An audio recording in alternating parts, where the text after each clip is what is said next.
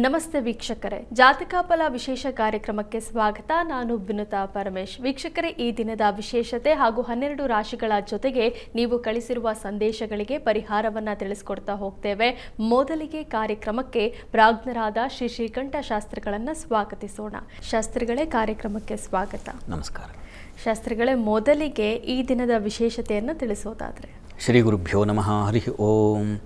ಮೂರ್ತಿತ್ವೇ ಪರಿಕಲ್ಪಿತ ಶಶಿಭೃತೋ ವರ್ತ್ಮಾ ಪುನರ್ಜನ್ಮನ ಮಾತ್ಮೇತ್ಯಾತ್ಮವಿದಾಂ ಕರ್ತುಶ್ಚ ಯಜತಾಂ ಭರ್ತಾ ಅಮರಜ್ಯೋತಿಷಾಂ ಲೋಕಾನಾಂ ಪ್ರಳಯೋದ್ಭವ ಸ್ಥಿತಿ ವಿಭಶ್ಚಾನೇಕಥಾಯ ಶ್ರಿತೌ ವಾಚನ್ನ ಸದದಾ ತ್ವನೇಕ ಕಿರಣ ತ್ರೈಲೋಕ್ಯ ದೀಪೋರವೇ. ಸಮಸ್ತ ವೀಕ್ಷಕರಿಗೆ ಶುಭೋದಯ, ಶುಭ ಬೆಳಗು. ಈ ದಿನದ ಸಂದೇಶಗಳನ್ನು ಪರಿಶೀಲಿಸುವ ಪೂರ್ವದಲ್ಲಿ ಹೊತ್ತಿನ ಪಂಚಾಂಗವನ್ನು ಗಮನಿಸಿಕೊಳ್ಳೋಣ. ಶ್ರೀ ಪರಾಭವ ನಾಮ ಸಂವತ್ಸರ, ದಕ್ಷಿಣಾಯಣ, ಗ್ರೀಷ್ಮ ಋತು, ಆಷಾಢ ಮಾಸ, ಶುಕ್ಲ ಪಕ್ಷವಾಗಿದೆ. ಈ ದಿವಸ ಗುರುವಾರವಾಗಿರತಕ್ಕಂಥದ್ದು ನವಮಿ ತಿಥಿ, ವಿಶಾಖ ನಕ್ಷತ್ರ. ಈ ದಿವಸ ಗುರುವಾರವಾಗಿರತಕ್ಕಂಥದ್ದು ನವಮಿ ತಿಥಿಯೂ ಇದೆ. ತುಂಬ ಪ್ರಶಸ್ತವಾದದ್ದು ದುರ್ಗಾರಾಧನೆಗೆ. ಈ ಆಷಾಢ ಮಾಸದ ಶುಕ್ಲ ನವಮಿ ದುರ್ಗಾ ಪೂಜೆಗೆ ಪ್ರಶಸ್ತವಾದದ್ದು ಅಂತ ನಿರ್ಣಯ ಸಿಂಧು ಇತ್ಯಾದಿಗಳಲ್ಲಿ ನಾವು ಕಾಣುತ್ತೀವಿ. ಪ್ರತಿ ದಿವಸವೂ ಒಂದಲ್ಲ ಒಂದು ವಿಶೇಷ ಇದೆ. ಆಷಾಢದಲ್ಲೂ ಕೂಡ ನಾವು ಏಕಾದಶಿಯಿಂದ ಗಮನಿಸ್ಕೊಂಡ್ವಲ್ಲ. ಈ ದಿವಸ ದುರ್ಗಾರಾಧನೆ, ದುರ್ಗಾ ಸನ್ನಿಧಾನಗಳಲ್ಲಿ ಮಾಡಿಸುವಂಥ ಪೂಜೆ, ದುರ್ಗಾ ಸ್ತುತಿ, ದುರ್ಗಾ ಸೂಕ್ತ ಪಾರಾಯಣಗಳನ್ನು ಮಾಡಿಸ್ತಕ್ಕಂಥದ್ದು, ಇವುಗಳಿಂದ ನಮಗೆ ಅಂತರಂಗದಲ್ಲಿ ಒಂದು ಬಲ ಬರುತ್ತೆ. ದುರ್ಗಾ ಅಂದರೆ ಕ್ಲಿಷ್ಟವಾದದ್ದು ಅಂತ. ಮನುಷ್ಯ ಪ್ರತಿ ದಿವಸ ಒಂದಲ್ಲ ಒಂದು ಯಾವುದೋ ಒಂದು ಸಂದರ್ಭ, ಅಂಥದ್ದೊಂದು ದುರ್ಗಮವಾದ ಸಂದರ್ಭ ಅಂತೀವ, ಅಂಥ ಕಠಿಣ ಸಂದರ್ಭಗಳನ್ನು ಎದುರಿಸ್ತಾ ಇರ್ತಾನೆ. ಪ್ರತಿಯೊಬ್ಬ ಮನುಷ್ಯನಿಗೂ ಇದು ಬೇರೆ ಬೇರೆ ರೀತಿಯಲ್ಲಿ, ಒಬ್ಬರಿಗೆ ಮಾನಸಿಕವಾಗಿ ಆಗಿರಬಹುದು, ಒಬ್ಬರಿಗೆ ಆರೋಗ್ಯದ ದೃಷ್ಟಿಯಿಂದ ದೈಹಿಕವಾಗಿ ಆಗಿರಬಹುದು. ಸಾಮಾನ್ಯವಾಗಿ ಹೀಗೆ ಆದಿವ್ಯಾಧಿ ಅಂತೀವಲ್ಲ, ಇದು ರೋಗವೇ. ಮನಸ್ಸಿಗೆ ಬಂದ ಭಯವನ್ನು ನಿವಾರಣೆಗೊಳಿಸಲಿಕ್ಕಿರುವ ಏಕೈಕ ದಿವ್ಯ ಸಾಧನ ಅಂದರೆ ದುರ್ಗಾರಾಧನೆ. ದುರ್ಗಾ ಸೂಕ್ತ ಪಾರಾಯಣ ಮಾಡ್ತಕ್ಕಂಥದ್ದು, ದುರ್ಗಾ ಸನ್ನಿಧಾನಗಳಲ್ಲಿ ಅಭಿಷೇಕ ಇತ್ಯಾದಿಗಳನ್ನು ಮಾಡಿಸಿ ಆ ತೀರ್ಥ ಯಾವುದಿದೆ, ಮಂತ್ರ ಜಲ ಯಾವುದಿದೆ, ಅದರಲ್ಲಿ ದುರ್ಗಾಶಕ್ತಿಯ ಒಂದು ಆವಿರ್ಭಾವ ಆಗಿರುತ್ತೆ. ನೀವು ಅಭಿಷೇಕ ಮಾಡಿಸುವಾಗ ಸುಮ್ಮನೆ ದೇವಸ್ಥಾನಕ್ಕೆ ಹೋಗಬೇಡಿ. ಹೋಗಿ ಅಲ್ಲಿ ಆ ಅಭಿಷೇಕದಲ್ಲಿ ಆಗ್ತಕ್ಕಂತಹ ಮಂತ್ರವನ್ನು, ಆ ಸೂಕ್ತಗಳಲ್ಲಿ ಆ ಮಂತ್ರ ಅಭಿಷೇಚನ ಆಗುತ್ತೆ.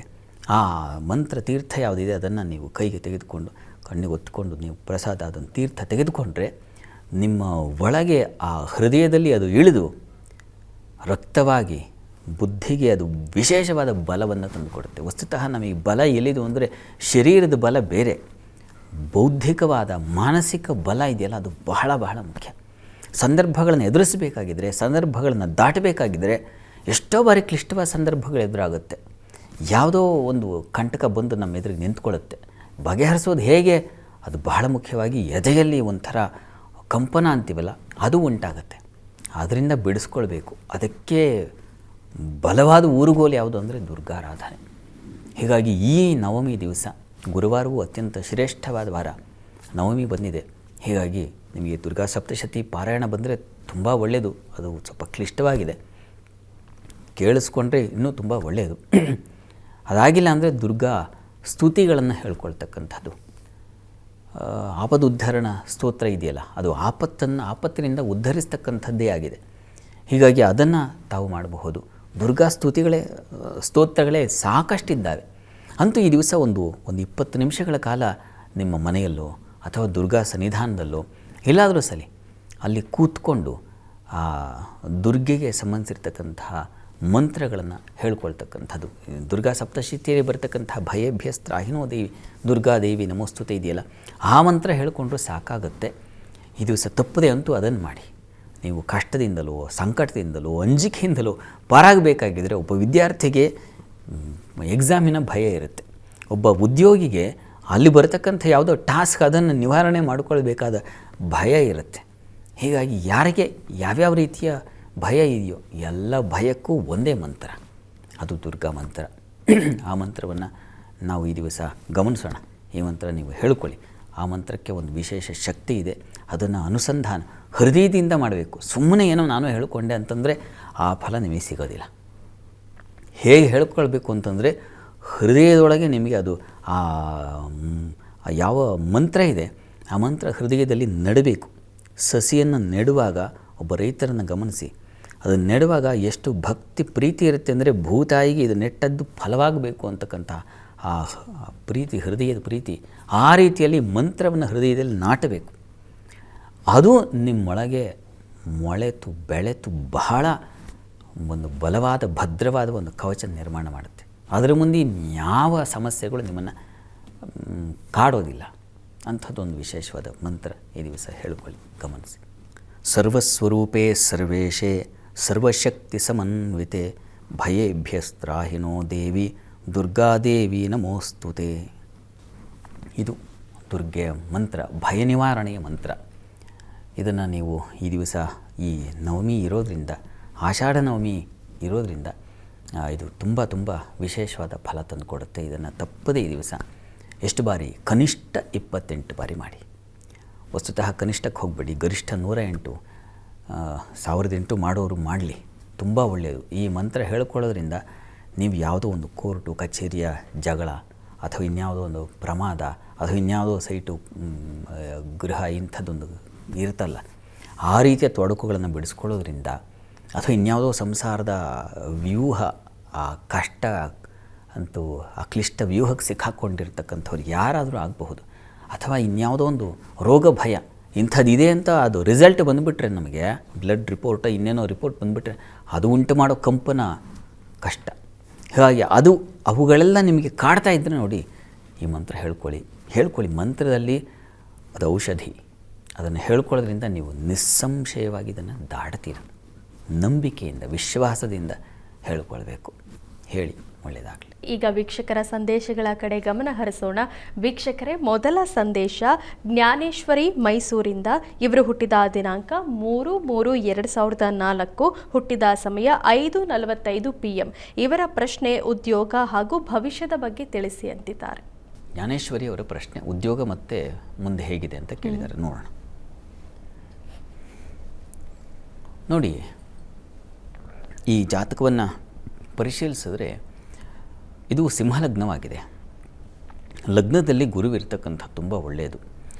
ಕರ್ಮಾಧಿಪತಿ ಶುಕ್ರ ಭಾಗ್ಯಸ್ಥಾನದಲ್ಲಿದ್ದು, ಆ ಶುಕ್ರನಿಗೆ, ಕರ್ಮಾಧಿಪತಿಗೆ ಗುರು ದೃಷ್ಟಿ ಇದೆ, ಅದು ಬಹಳ ಒಳ್ಳೆಯದು. ಹೀಗಾಗಿ ಹೆಚ್ಚಿನ ಅನುಕೂಲ. ಮತ್ತು ಭಾಗ್ಯಾಧಿಪತಿ ಭಾಗ್ಯಸ್ಥಾನದಲ್ಲಿ ಇರೋದು ಕೂಡ ತುಂಬ ಒಳ್ಳೆಯದು. ಬಹುಭಾಗ್ಯ ಸಮನ್ವಿತ ಅಂತ, ಭಾಗ್ಯೇಶೇ ಭಾಗ್ಯವೇ ಜಾತೋ ಬಹುಭಾಗ್ಯ ಸಮನ್ವಿತ ಅಂತ. ಅದೃಷ್ಟದ ಅಧಿಪತಿ ತುಂಬ ಚೆನ್ನಾಗಿದ್ದುಬಿಟ್ರೆ ನಮಗೆ ಯಾರ ಸಪೋರ್ಟು ಬೇಕಾಗಿಲ್ಲ. ದೈವದ ಸಹಾಯ ಇದ್ದಾಗ ಇನ್ಯಾರನ್ನು ಕೋರ್ತೀವಿ. ರಾಮಕೃಷ್ಣ ಮಠದಲ್ಲಿ ಒಂದು ಪದ್ಯ ಹೇಳ್ತಾರೆ. ನೀನು ನನ್ನ ಅದರ ಸಾರವನ್ನು ಹೇಳ್ತೀನಿ, ಸಾಲಗಳು ಮರ್ತು ಹೋಗಿದೆ. ನೀನು ಒಬ್ಬ ನನ್ನ ಜೊತೆಗೆ ಇದ್ದರೆ ಬೇರೆ ಯಾರು ನನಗೆ ಸಹಾಯಕ್ಕೆ ಬೇಕು?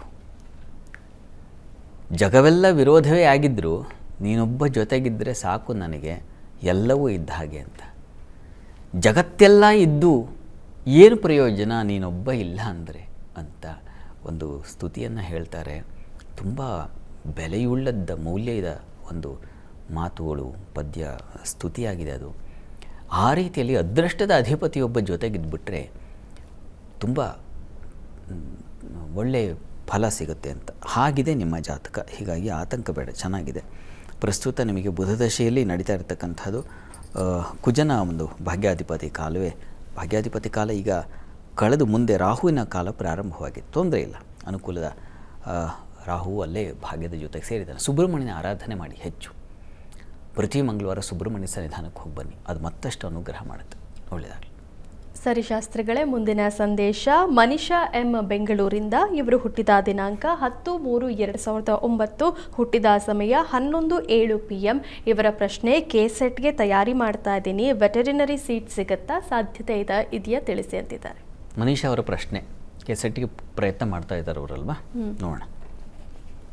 ನೋಡಿ, ಜಾತಕವನ್ನು ಪರಿಶೀಲಿಸಿದ್ರೆ ಇದು ವೃಶ್ಚಿಕ ಲಗ್ನ. ಲಗ್ನದಿಂದ ಚತುರ್ಥದಲ್ಲಿ ಕುಜ, ರವಿ, ಬುಧರು ಇರ್ತಕ್ಕಂಥದ್ದು. ಇಲ್ಲಿ ರವಿ ಮತ್ತು ಕುಜರನ್ನು ಗಮನಿಸ್ಕೊಂಡಾಗ ಮೌಢ್ಯತೆಯೂ ಇಲ್ಲ. ಕುಜನಿಗೆ ಬಲ ಇದೆಯಾ ಅಂತಂದರೆ ತಕ್ಕಮಟ್ಟಿಗಿನ ಅನುಕೂಲ ಇದೆ. ಶುಕ್ರ ತುಂಬ ಚೆನ್ನಾಗಿದ್ದ ನಿಮ್ಮ ಜಾತಕದಲ್ಲಿ. ಅದರ ಹೊರತಾಗಿ ಇನ್ನೊಂದು ನೀವು ಆಯ್ಕೆ ಮಾಡಿಕೊಳ್ಳಿಕ್ಕೆ ಅವಕಾಶ ಇದೆ. ಅದಕ್ಕಿಂತಲೂ ಬಲವಾಗಿ, ವೆಟರ್ನಟಿಗಿಂತಲೂ ಇನ್ನೂ ಬಲವಾದದ್ದು ಅಂತಂದರೆ ಶುಕ್ರ ಚೆನ್ನಾಗಿರೋದ್ರಿಂದ ಡಿಸೈನಿಂಗ್ ಫೀಲ್ಡ್ಗಳನ್ನು ಆಯ್ಕೆ ಮಾಡ್ಕೊಳ್ಳಿ. ಕನ್ಸ್ಟ್ರಕ್ಷನ್ಗೆ ಸಂಬಂಧಿಸಿದ ಹಾಗೆ ಯಾವುದನ್ನು ನಾವು ಇಂಟೀರಿಯರ್ ಅಂತೀವೋ ಅವುಗಳಿಗೆ ಸಂಬಂಧಿಸಿದ್ದು, ಅಥವಾ ಫ್ಯಾಷನ್ ಡಿಸೈನಿಂಗು ಅಥವಾ ಜ್ಯುವೆಲರಿ ಡಿಸೈನಿಂಗ್ಗೆ ಸಂಬಂಧಿಸಿದ ಹಾಗೆ ಈ ಪ್ರಯತ್ನ ಮಾಡೋದ್ರಿಂದ ತುಂಬ ಚೆನ್ನಾಗಿದೆ. ನಿಮ್ಮನ್ನು ಡೈವರ್ಟ್ ಮಾಡ್ತಾ ಇದ್ದೀನಿ ಅಂತಲ್ಲ, ಅದು ನಿಮಗೆ ಈ ಪ್ರಯತ್ನಕ್ಕೇನು ನೀವು ಯಾವ ಸಂಕಲ್ಪ ಇಟ್ಟಿದ್ದೀರೋ ಅದು ಆಗಲ್ಲ ಅಂತಲ್ಲ, ಅದಕ್ಕಿಂತಲೂ ಹೆಚ್ಚಿನ ಬಲ ಶುಕ್ರನಿಗಿದೆ. ಹೀಗಾಗಿ ಅವನು ತುಂಬ ಒಳ್ಳೆಯ ಫಲ ತಂದು ಕೊಡ್ತಾನೆ. ಸಾಧ್ಯವಾದರೆ ಡಿಸೈನಿಂಗ್ ಕಡೆಗೆ ನೀವು ಹೊರಳೋದು ಅಥವಾ ನೀವು ಟರ್ನ್ ತೊಗೊಳ್ಳೋದು ಬಹಳ ಒಳ್ಳೆಯದು ಅಂತ ಜಾತಕ ಹೇಳ್ತಾ ಇದೆ. ಯೋಚನೆ ಮಾಡಿ, ಒಳ್ಳೆಯದಾಗಲಿ. ಸರಿ ಶಾಸ್ತ್ರಿಗಳೇ, ಮುಂದಿನ ಸಂದೇಶ ಮೋಹಿತ್ ಗೌಡ ಬೆಂಗಳೂರಿಂದ. ಇವರು ಹುಟ್ಟಿದ ದಿನಾಂಕ 25/6/2012, ಹುಟ್ಟಿದ ಸಮಯ 10:15 10:15 ಬೆಳಗ್ಗೆ. ಇವರ ಪ್ರಶ್ನೆ ಭವಿಷ್ಯದ ಬಗ್ಗೆ ತಿಳಿಸಿ ಅಂತ. ಮೋಹಿತ್ ಗೌಡ ಅವರ ಪ್ರಶ್ನೆ ಮುಂದೆ ಹೇಗಿದೆ ಅಂತ ನೋಡೋಣ. ನೋಡಿ, ತಮ್ಮ ಜಾತಕವನ್ನು ಪರಿಶೀಲಿಸಿದರೆ ಇದು ಸಿಂಹ ಲಗ್ನವಾಗಿದೆ.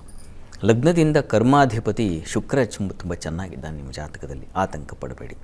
ಪ್ರಸ್ತುತ ನಿಮಗೆ ಶುಕ್ರ ದಶೆಯಲ್ಲಿ ಈಗ ಬುಧನ ಕಾಲ ನಡೀತಾ ಇದೆ. 2028 ಜನವರಿ ನಂತರ ಒಂದು ಶುಕ್ರಾದಿತ್ಯ ಸಂಧಿಶಾಂತಿ ಮಾಡಿಸಿದ್ರೆ ಬಹಳ ಒಳ್ಳೆಯದು. ಚೆನ್ನಾಗಿದೆ. ವಿದ್ಯಾಧೀಶ ಕರ್ಮಸ್ಥಾನದಲ್ಲಿ ಕರ್ಮಾಧಿಪತಿ ಜೊತೆಗಿದ್ದರೆ ಅಪ್ರತಿಮ ಗೆಲುವು ಸಿಗುತ್ತೆ ಜೀವನದಲ್ಲಿ ಅಂತ. ಹೀಗಾಗಿ ವಿದ್ಯೆಗೆ ಇತ್ಯಾದಿ ಎಲ್ಲ ಸ್ವಲ್ಪ ಕೋಪನೂ ಇದೆ ನಿಮಗೆ, ಅದನ್ನು ಸೂಚಿಸ್ತಾ ಇದೆ. ಹೀಗಾಗಿ ಈ ಕೋಪ ನಿವಾರಣೆಗೆ ನರಸಿಂಹ ಪ್ರಾರ್ಥನೆ, ನರಸಿಂಹ ಸನ್ನಿಧಾನದಲ್ಲಿ ಅಭಿಷೇಕ ಮಾಡಿಸಿ ಸ್ವಲ್ಪ ತೀರ್ಥ ಸೇವನೆ ಮಾಡಿ, ಒಳ್ಳೆಯದಾಗಲಿ. ಸರಿ ಶಾಸ್ತ್ರಿಗಳೇ, ಮುಂದಿನ ಸಂದೇಶ ಪೃಥ್ವಿಶ್ರೀ SR ಕ್ಯಾರ್ಪೇಟೆಯಿಂದ. ಇವರು ಹುಟ್ಟಿದ ದಿನಾಂಕ 11/10/2007, ಹುಟ್ಟಿದ ಸಮಯ 9:15 ಬೆಳಗ್ಗೆ. ಇವರ ಪ್ರಶ್ನೆ ಶಿಕ್ಷಣ ಹಾಗೂ ಆರೋಗ್ಯದ ಬಗ್ಗೆ ತಿಳಿಸಿ ಅಂತ. ಪೃಥ್ವಿಶ್ರೀ ಅವರ ಪ್ರಶ್ನೆ ಶಿಕ್ಷಣ ಮತ್ತು ಆರೋಗ್ಯಕ್ಕೆ ಸಂಬಂಧಿಸಿದೆ. ಜಾತಕ ನೋಡೋಣ. ನೋಡಿ, ತಮ್ಮ ಜಾತಕವನ್ನು ಪರಿಶೀಲಿಸಿದ್ರೆ ಇದು ವೃಶ್ಚಿಕ ಲಗ್ನವಾಗಿದೆ. ಲಗ್ನದಲ್ಲಿ ಗುರು ಇರ್ತಕ್ಕಂಥದ್ದು, ಪಂಚಮ ಸ್ಥಾನವನ್ನು ಗುರು ವೀಕ್ಷಿಸ್ತಕ್ಕಂಥದ್ದು ತುಂಬ ಚೆನ್ನಾಗಿದೆ, ಇದು ಒಳ್ಳೆಯದು. ಪ್ರಸ್ತುತ ಕಾಲವನ್ನು ನೋಡಿದ್ರೆ ಈಗ ರಾಹು ದಶೆಯಲ್ಲಿ ತಮಗೆ ಕೇತು ಭುಕ್ತಿ ನಡೀತಾ ಇದೆ. ಈಗ ಆಗಸ್ಟ್ ನಂತರ ಶುಕ್ರ ಪ್ರಾರಂಭವಾಗುತ್ತೆ. ಶುಕ್ರ ನಿಮ್ಮ ಜಾತಕದಲ್ಲಿ ಸ್ವಲ್ಪ ಬೇಕಾಗಿದ್ದಾನೆ. ಹೀಗಾಗಿ ನೋಡಿ, ಯಾದೇವಿ ಸರ್ವಭೂತೇಷು ಬುದ್ಧಿರೂಪೇಣ ಸಂಸ್ಥಿತ ನಮಸ್ತಸ್ಯೈ ನಮಸ್ತಸ್ಯೈ ನಮಸ್ತಸ್ಯೈ ನಮೋ ನಮಃ. ಈ ಮಂತ್ರವನ್ನು ಪ್ರತಿ ದಿವಸ 108 ಬಾರಿ ಹೇಳ್ಕೊಳ್ಳಿ, ಪ್ರತಿ ದಿವಸ ಹೇಳ್ಕೊಳ್ಳಿ. ಮತ್ತು ಸುಬ್ರಹ್ಮಣ್ಯ ಸನ್ನಿಧಾನಕ್ಕೆ ಹೋಗಿ ಬನ್ನಿ. ಸುಬ್ರಹ್ಮಣ್ಯನಿಗೆ ಜೇನಿನ ಅಭಿಷೇಕ ಮಾಡಿಸಿ ಸ್ವಲ್ಪ ಪ್ರಸಾದ ತೆಗೆದುಕೊಳ್ಳಿ. ಇವೆರಡು ನಿರಂತರವಾಗಿ ಮಾಡಿ, ತುಂಬ ಅನುಕೂಲ ಆಗುತ್ತೆ, ಒಳ್ಳೆಯದಾಗಲಿ. ಸರಿ ಶಾಸ್ತ್ರಿಗಳೇ, ಮುಂದಿನ ಸಂದೇಶ ಆಕಾಶ್ H ಆರುಂಡಿ ದಾವಣಗೆರೆಯಿಂದ. ಇವರು ಹುಟ್ಟಿದ ದಿನಾಂಕ 21/5/2003, ಹುಟ್ಟಿದ ಸಮಯ 5:02 PM.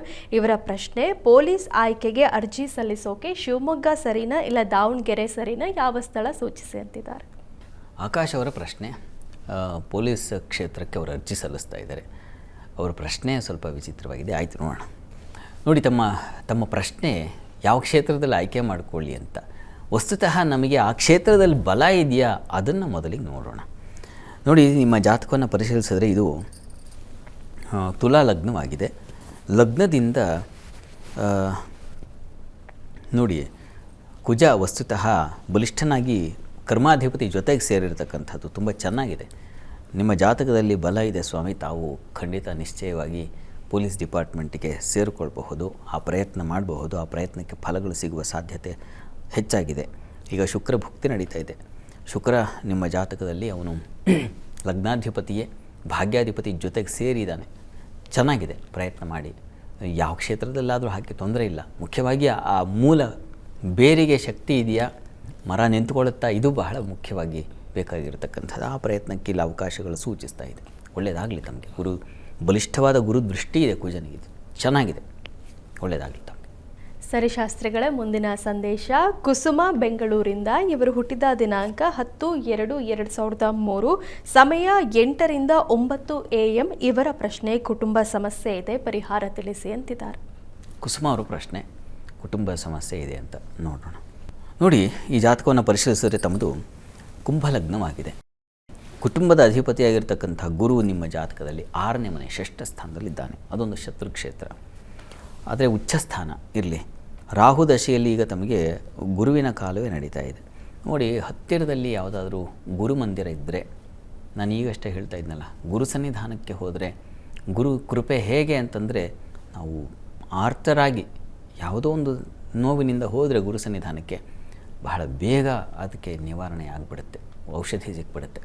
ಹೀಗಾಗಿ ಹತ್ತಿರದಲ್ಲಿ ಯಾವುದಾದ್ರು ಗುರುಮಂದಿರ ಇದ್ದರೆ ಪ್ರತಿ ಗುರುವಾರ ಗುರು ಸನ್ನಿಧಾನಕ್ಕೆ ಹೋಗಿ ಗುರುವಿನ ಸೇವೆ ಮಾಡಿ, ಗುರುವಿಗೆ ಅಭಿಷೇಕ ಇತ್ಯಾದಿಗಳನ್ನು ಮಾಡಿಸಿ, ಗುರುಚರಿತ್ರೆ ಪಾರಾಯಣವನ್ನು ಮಾಡಿಸಿ. ಇದರಿಂದ ನಿಮ್ಮ ಕುಟುಂಬಕ್ಕೆ ಒಳಿತ ಆಗುತ್ತೆ, ಯೋಚನೆ ಮಾಡಬೇಡಿ, ಒಳ್ಳೆಯದಾಗಲಿ. ಶಾಸ್ತ್ರಿಗಳೇ, 12 ರಾಶಿಗಳ ಬಗ್ಗೆ ತಿಳಿಸೋದಾದರೆ? 12 ರಾಶಿಗಳ ಫಲಾಫಲ ತಿಳಿಯುವ ಮುನ್ನ ಈ ಹೊತ್ತಿನ ಗ್ರಹ ಸ್ಥಿತಿಯನ್ನು ಗಮನಿಸ್ಕೊಳ್ಳೋದಾದರೆ, ವೃಷಭ ರಾಶಿಯಲ್ಲಿ ಕುಜನ ಕಾಣ್ತಾ ಇದ್ವಿ, ಮಿಥುನ ರಾಶಿಯಲ್ಲಿ ಬುಧ ಇರತಕ್ಕಂಥದ್ದು, ರವಿ ಗುರು ಯುತಿಯನ್ನು ನೋಡ್ತಾ ಇದ್ದೀವಿ, ಅದು ಕರ್ಕಟಕ ರಾಶಿಯಲ್ಲಿ. ಇನ್ನು ಶುಕ್ರ ಕೇತುಗಳನ್ನು ಕಾಣ್ತಾ ಇದ್ದೀವಿ, ಅದು ಸಿಂಹ ರಾಶಿಯಲ್ಲಿ.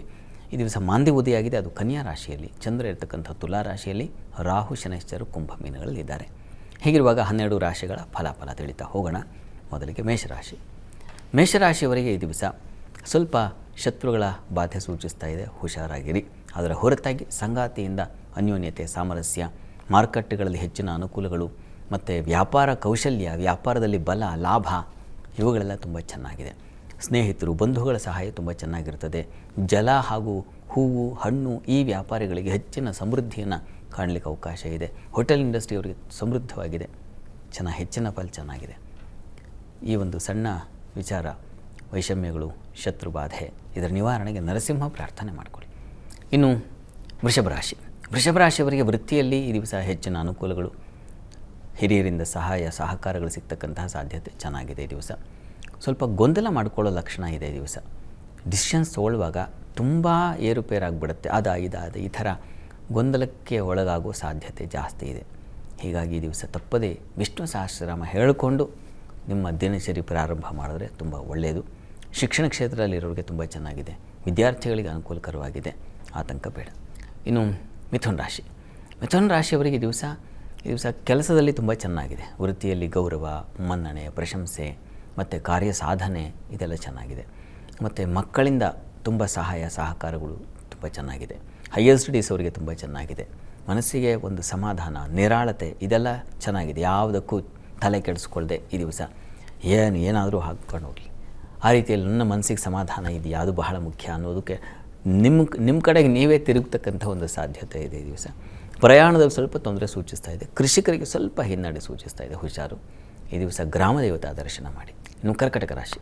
ಕರ್ಕಟಕ ರಾಶಿಯವರಿಗೆ ಈ ದಿವಸ ಕೆಲಸದಲ್ಲಿ ತುಂಬ ಚೆನ್ನಾಗಿದೆ, ಹೆಚ್ಚಿನ ಅನುಕೂಲ ಕಾಣ್ತೀರಾ. ಈ ದಿವಸ ಲಾಭವನ್ನು ಕಾಣ್ತೀರಾ. ಕೃಷಿಕರಿಗೆ ತುಂಬ ಚೆನ್ನಾಗಿದೆ. ಹಾಲು ಹೈನು ವ್ಯಾಪಾರಿಗಳಿಗೆ ಸಮೃದ್ಧಿಯ ಫಲ ಚೆನ್ನಾಗಿದೆ. ಮತ್ತು ಬಹಳ ಮುಖ್ಯವಾಗಿ ದಿವಸ ಮನರಂಜನೆಗೆ ಬೇಕಾಗಿರತಕ್ಕಂಥ ಸಂದರ್ಭಗಳನ್ನ ಕ್ರಿಯೇಟ್ ಮಾಡ್ಕೊಳ್ಳೋದು, ಇಲ್ಲವಾ ಹುಡ್ಕೊಂಡು ಹೋಗೋದು, ಆ ರೀತಿಯಲ್ಲಿ ಅನುಕೂಲದ ಒಂದು ವಾತಾವರಣ ತುಂಬ ಚೆನ್ನಾಗಿದೆ. ಸ್ನೇಹಿತರ ಜೊತೆಗೆ ಹೆಚ್ಚು ಕಾಲ ಕಳೀತಕ್ಕಂಥ ಒಂದು ಸಾಧ್ಯತೆ ಇದೆ ಈ ದಿವಸ ಇಷ್ಟ ದೇವತಾರಾಧನೆ ಮಾಡಿ.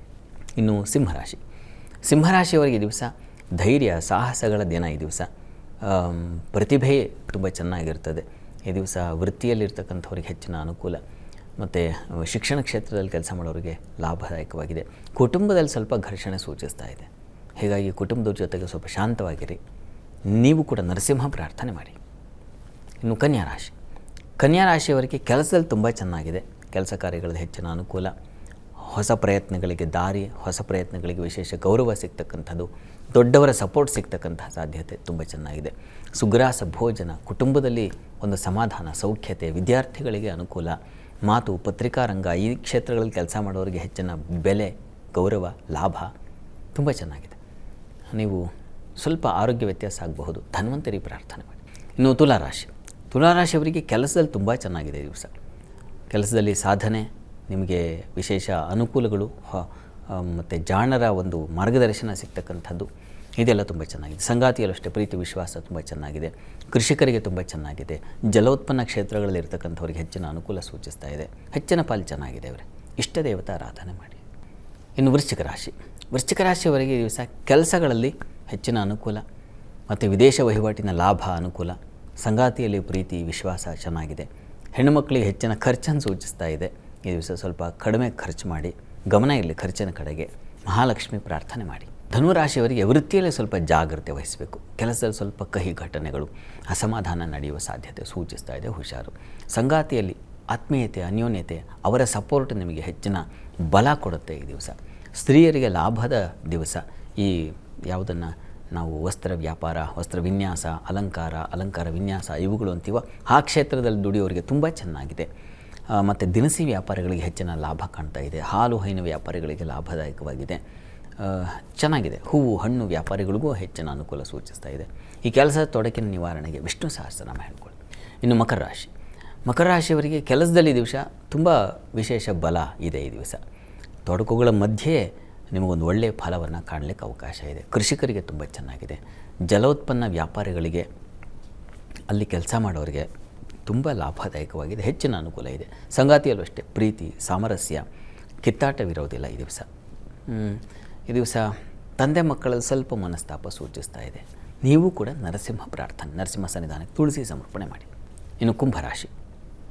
ಕುಂಭರಾಶಿಯವರಿಗೆ ವೃತ್ತಿಯಲ್ಲಿ ಈ ದಿವಸ ಅನುಕೂಲ, ದೈವಾನುಕೂಲ ಮತ್ತು ಕ್ಷೇತ್ರ ದರ್ಶನ, ಸಜ್ಜನರ ಭೇಟಿ ಮತ್ತು ಉತ್ತಮ ಧರ್ಮ ಕಾರ್ಯಗಳಲ್ಲಿ ಆಸಕ್ತಿ ಬರತಕ್ಕಂಥದ್ದೆಲ್ಲ ಸೂಚಿಸ್ತಾ ಇದೆ. ಇನ್ನು ಬುದ್ಧಿ ಚುರುಕಾಗಿರುತ್ತದೆ. ಹೈಯರ್ ಸ್ಟಡೀಸ್ ಅವರಿಗೆ ತುಂಬ ಚೆನ್ನಾಗಿದೆ. ಮಕ್ಕಳಲ್ಲಿ ಪ್ರೀತಿ ವಿಶ್ವಾಸ ಚೆನ್ನಾಗಿದೆ. ಈ ದಿವಸ ವಸ್ತು ಹಾನಿ ವಸ್ತು ನಷ್ಟತೆ ಹೇಳ್ತಾ ಇದೆ. ಕಾರ್ತವೀರ್ಯಾರ್ಜುನ ಸ್ಮರಣೆ ತಪ್ಪದೆ ಮಾಡಿ. ಇನ್ನು ಮೀನರಾಶಿ. ಮೀನರಾಶಿಯವರಿಗೆ ಸ್ನೇಹಿತರ ಸಹಾಯ ತುಂಬ ಚೆನ್ನಾಗಿದೆ. ಈ ದಿವಸ ಸಂಗಾತಿಯಲ್ಲಿ ಸ್ವಲ್ಪ ಅಸಮಾಧಾನ ಸೂಚಿಸ್ತಾ ಇದೆ. ಕೆಲಸಗಳಲ್ಲಿ ವೃತ್ತಿಯಲ್ಲಿ ಅನುಕೂಲ ಸೂಚಿಸ್ತಾ ಇದೆ. ಒಂದು ಹಾಗಿದೆ ಒಂದು ಹೀಗಿದೆ. ಈ ದಿವಸ ಸ್ವಲ್ಪ ಹುಷಾರಾಗಿರಿ. ಇನ್ನು ಮುಖ್ಯವಾಗಿ ವ್ಯಾಪಾರದಲ್ಲಿ ಸ್ವಲ್ಪ ತೊಂದರೆಗಳು, ವಿದೇಶ ಪ್ರಯಾಣ ಇದ್ದರೆ ಅಲ್ಲಿ ತೊಂದರೆಗಳಾಗುವ ಸಾಧ್ಯತೆ ಸೂಚಿಸ್ತಾ ಇದೆ. ಹೀಗಾಗಿ ನರಸಿಂಹ ಪ್ರಾರ್ಥನೆ ನೀವು ತಪ್ಪದೆ ಮಾಡಿ. ಶಾಸ್ತ್ರಿಗಳೇ, ಈ ದಿನದ ವಿಶೇಷತೆ ಹಾಗೂ 12 ರಾಶಿಗಳ ಜೊತೆಗೆ ವೀಕ್ಷಕರ ಸಮಸ್ಯೆಗಳಿಗೆ ಪರಿಹಾರವನ್ನು ತಿಳಿಸ್ಕೊಟ್ರಿ. ಧನ್ಯವಾದ. ಸರ್ವೇ ಜನಾಃ ಸುಖಿನೋ ಭವಂತು, ಸಮಸ್ತ ಸನ್ಮಂಗಳಾನಿ ಭವಂತು. ಎಲ್ಲರಿಗೂ ಶುಭವಾಗಲಿ. ವೀಕ್ಷಕರೇ, ಇದಾಗಿತ್ತು ಇವತ್ತಿನ ಜಾತಕ ಫಲ ವಿಶೇಷ. ನೇರ ದಿಟ್ಟ ನಿರಂತರ ಸುದ್ದಿಗಾಗಿ ನೋಡ್ತಾ ಇರಿ ಏಷ್ಯಾನೆಟ್ ಸುವರ್ಣ ನ್ಯೂಸ್. ನಮಸ್ಕಾರ.